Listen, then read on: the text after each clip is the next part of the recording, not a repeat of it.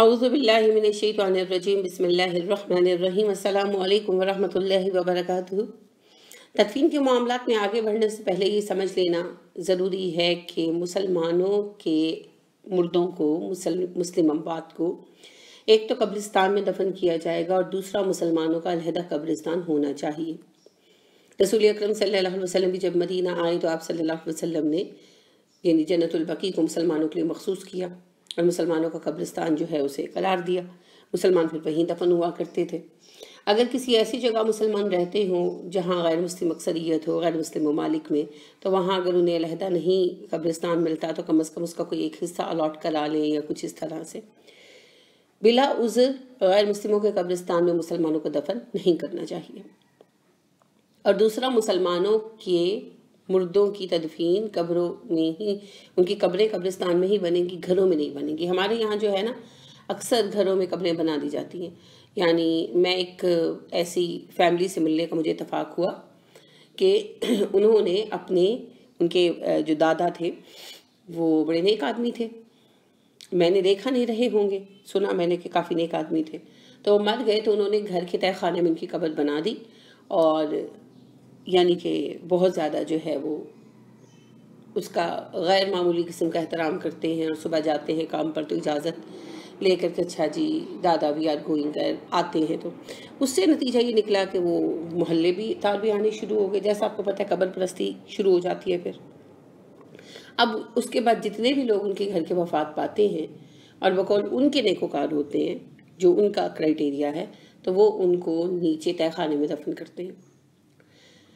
بہت سارے اپنے گھر دیکھے ہوں گے، مکانات دیکھے ہوں گے جن میں قبریں آپ پائیں گے، لیکن اسلام میں گھروں میں قبریں بنانا منع ہے۔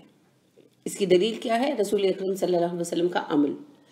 حدیث کی 3 بنیادی اقسام یاد رکھیے گا: حدیث قولی، حدیث فعلی اور حدیث تقریری۔ تو یہ حدیث فعلی ہے۔ رسول اکرم صلی اللہ علیہ وسلم کے زمانے میں جب بھی کوئی وفات پاتا تھا تو اس کو قبرستان میں ہی دفن کیا جاتا تھا۔ کسی ایک روایت سے آپ ثابت کر دیں کہ کسی بھی شخص کو اس کے گھر میں دفن کیا گیا ہو، حالانکہ گھر کچے تھے اور ایسا ہو بھی سکتا تھا، لیکن آپ صلی اللہ علیہ وسلم نے کبھی بھی ایسا نہیں کیا اور نہ ایسا کرنے کی اجازت دی، نہ ایسا کرنے کے متعلق کوئی بات کی۔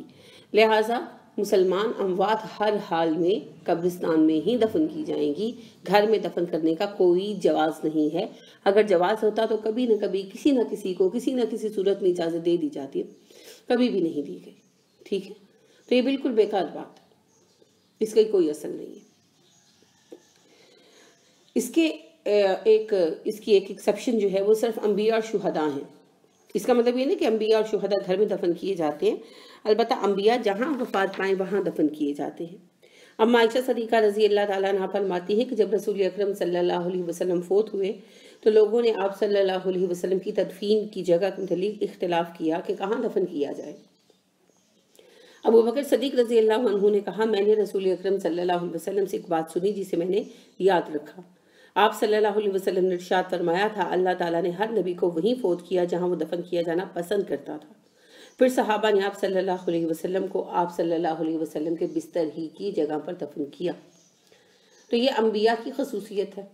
ٹھیک، اس کے علاوہ شہداء کے لیے آپ صلی اللہ علیہ وآلہ وسلم یہ پسند کرتے تھے کہ جس مارکے میں جہاں پر قتل ہو وہیں دفن کیے جائیں۔